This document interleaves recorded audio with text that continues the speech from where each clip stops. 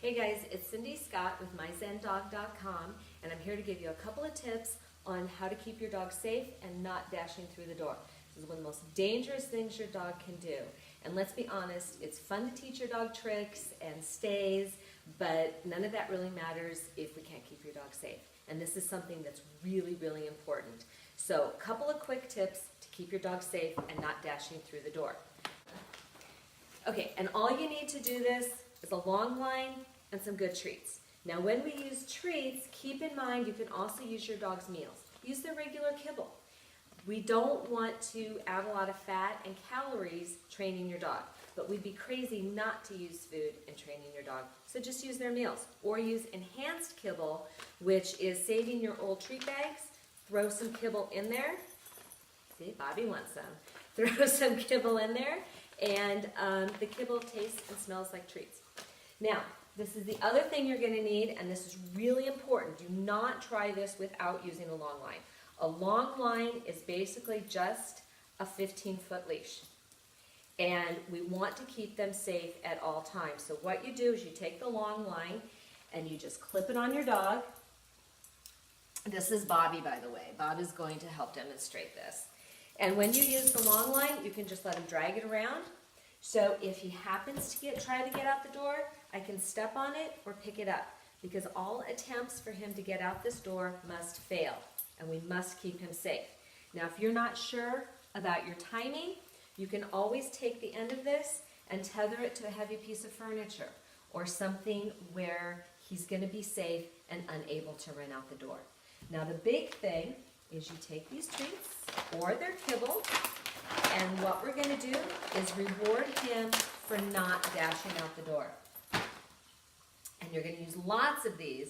That's why you want to use the kibble or something that's not going to add a lot of calories.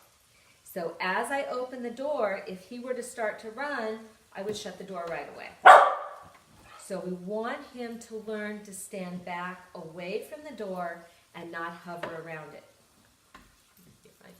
And good boy. So when he doesn't run out the door, good boy, good boy. I talk to him, I praise him, I give him the feedback that he's doing the right thing, and then I periodically give him a treat. So what does he learn? Well, I'm just going to sit here. This is better than trying to run out the door because I get me some treats for that.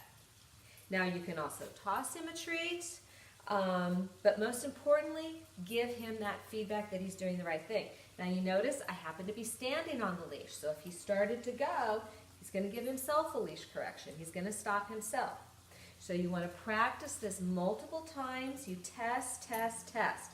Because of course when there's nothing going on out there, he's less likely to run out than if there were a cat or the mail carrier or somebody coming up. So practice with nothing going on, and then you work up to somebody knocking at the door, ringing the doorbell, and the whole time that he's doing what I like him to do, I'm rewarding him. Sit.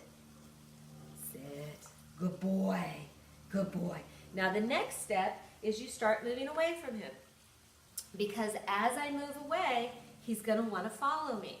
So as I take a step past this threshold and he doesn't follow me, I come back and I give him a treat. I reward him for not coming out. And the further away I get, the more he's going to want to come. So I come back and reward him. You can even take the treats and just toss it. Good boy. But you gradually get further and further and further away. If he were to start to come out, I would verbally reprimand him. Hey, back inside. In that deep, I call it the mom tone voice, you know, and you're doing something wrong. Get back in there.